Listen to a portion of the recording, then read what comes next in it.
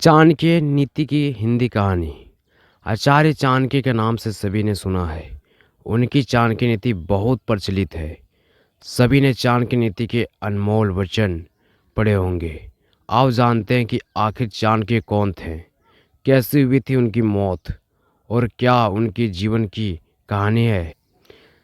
कौन थे Chanakya? Who was Chanakya? Chanakya Magadh की सीमावर्ती गांव के एक साधारण ब्राह्मण के पुत्र थे। उनके पिता का नाम चनक था। पिता ने उनका नाम कौटिल्य रखा था।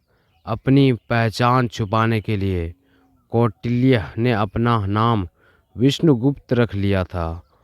उन्होंने ही बाद में कौटिल्य नाम से अर्थशास्त्र लिखा और वात्स्यन नाम से कामसूत्र लिखा। चाणक्य पिता की हत्या। Chanakya father murder.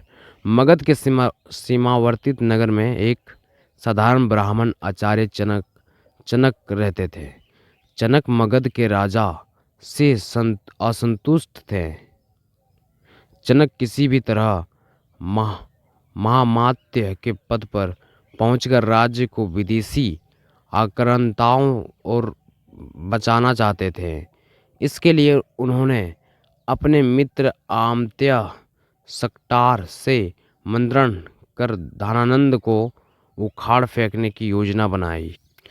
लेकिन गुप्तचर के द्वारा महामात्य रक्षक और कात्यायन को इस षड्यंत्र का पता लग गया। उसने मगध सम्राट धनानंद को इस षड्यंत्र की जानकारी दी। जनक को बंदी बना लिया गया और राज्य भर में खबर फैल गई कि राजद्रोही के अपराध में एक ब्राह्मण की हत्या की जाएगी। चनक के किशोर पुत्र कौटिल्य को यह बात पता चली तो वह चिंतित और दुखी हो गया। चनक का कटा हुआ सिर राजधानी की चौराहे पर टांग दिया गया है। पिता के कटे हुए सिर को देखकर कौटिल्य चाणक्य की आंख से आंसू टपक रहे थे। उसका वक्त चाणक्य की आयु 14 वर्ष थी। रात के अंधेरे में उसने बांस पर टंगे अपने पिता के सिर को धीरे धीरे नीचे उतारा और एक कपड़े में लपेट कर चल दिया। चाणक्य की शपथ। चाणक्य अकेले पुत्र ने पिता का दाह संस्कार किया। तब कौटिल्य ने गंगा का जल हाथ में लेकर शपथ ली, हे गंगे, जब तक मैं हत्यारे धनानंद से अपने पिता की हत्या का प्रतिशोध नहीं लूँगा, तब तक मैं पकाई हुई कोई भी वस्तु नहीं खाऊंगा। जब तक महामात्य के रक्त से अपने बाल नहीं रंग लूँगा, तब तक यह शिखा खुली हुई रखूँगा। मेरे पिता का तर्पण तभी पूर्ण होगा जब तक किसी हत्यारे धनानंद का रक्त पिता की रखकर पर नहीं चढ़ूँगा। हे यमराज, धनानंद का नाम तुम अपने लेखक से काट दो। उसकी मृत्यु का लेख अब मैं ही लिखूंगा।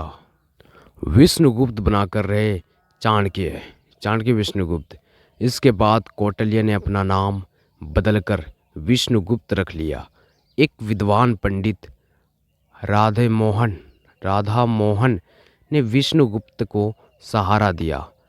राधा मोहन ने विष्णुगुप्त की प्रतिभा को पहचाना और उनके तक्षशिला विश्वविद्यालय में दाखिला दिलवा दिया।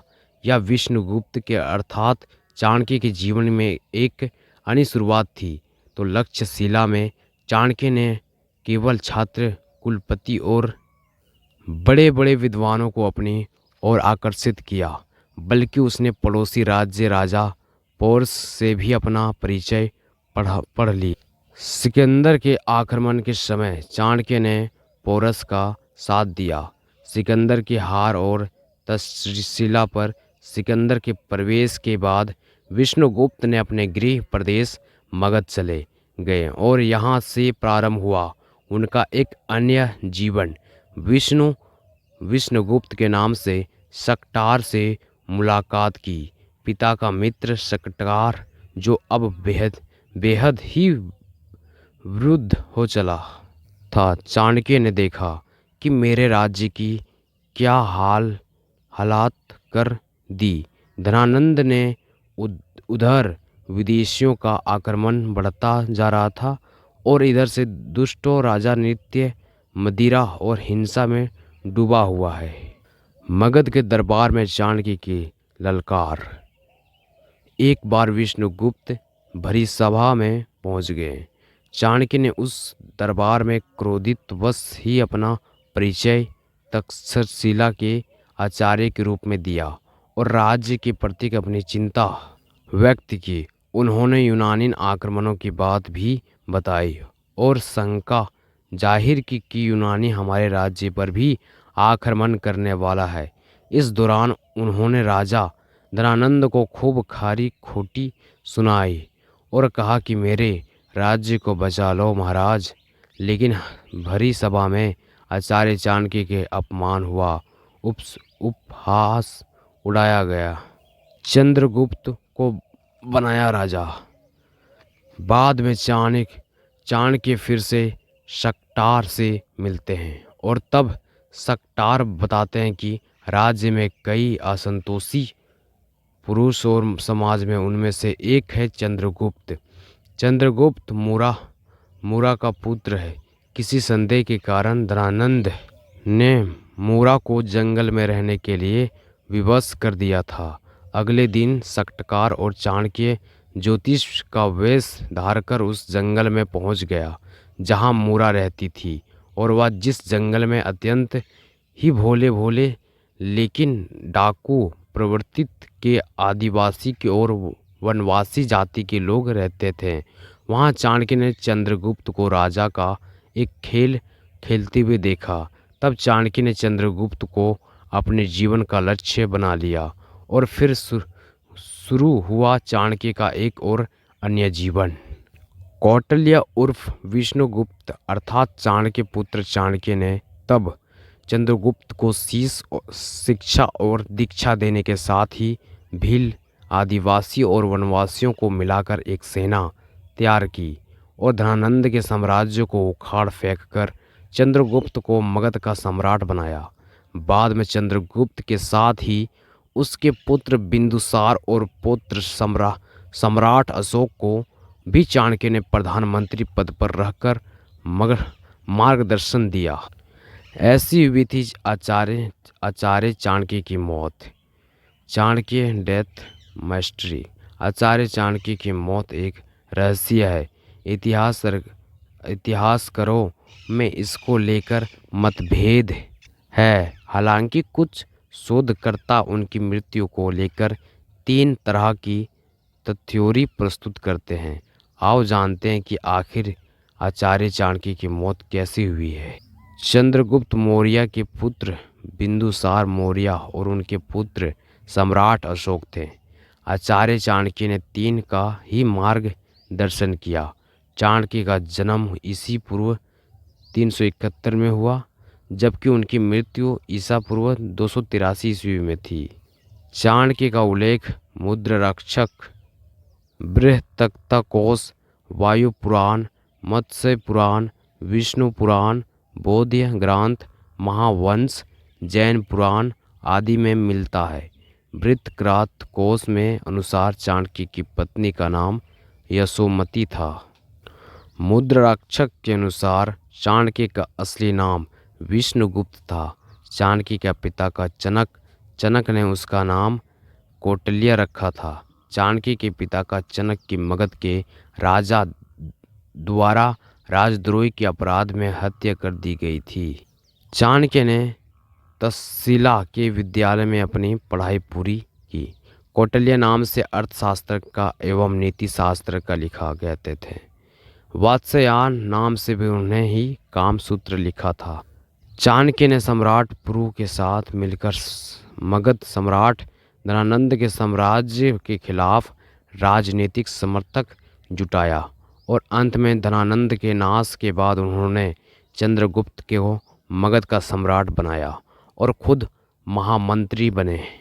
चंद्रगुप्त के दरबार में ही मेगरनिज आया था जिसने डाइडक नाम ग्रंथ लिखा। चाणक्य के कहने पर सिकंदर के सेनापति सेल्यूकस की बेटी हेलोना से चंद्रगुप्त ने विवाह किया।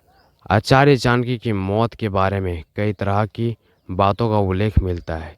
कहते हैं कि वे अपने सभी कार्यों को पूरा करने के बाद एक दिन एक रथ पर सवार होकर मगध से दूर जंगलों में चले गए थे और उसके बाद वे कभी नहीं लौटे। कुछ इतिहासकार मानते हैं कि उन्होंने मगध की ही रानी हेलोना ने जहर देकर मार दिया गया था। कुछ मानते हैं कि हेलोना ने उनकी हत्या करवा दी थी। कहते हैं कि बिंदुसार ने के मंत्री सुबंधु के षड्यंत्र के चलते सम्राट बिंदुसार के मन में यह संदेह उत्पन्न किया गया कि उनकी माता की मृत्यु के कारण चाणक्य थे। इस कारण धीरे धीरे राजा और चाणक्य में दूरियां बढ़ती गई और एक दिन चाणक्य हमेशा के लिए महल छोड़कर चले गए। हालांकि बाद में बिंदुसार को इसका पछतावा हुआ। एक दूरी कहानी के अनुसार बिंदुसार के मंत्री सुबुंध ने आचार्य को जिंदा जलाने की कोशिश की थी जिसमें कि सफल हुई। हालांकि ऐतिहासिक तथ्यों के अनुसार चाणक्य ने खुद का प्राण त्याग दे। ये फिर वे किसी षड्यंत्र का शिकार हुए थे या आज तक साफ नहीं हो पाया।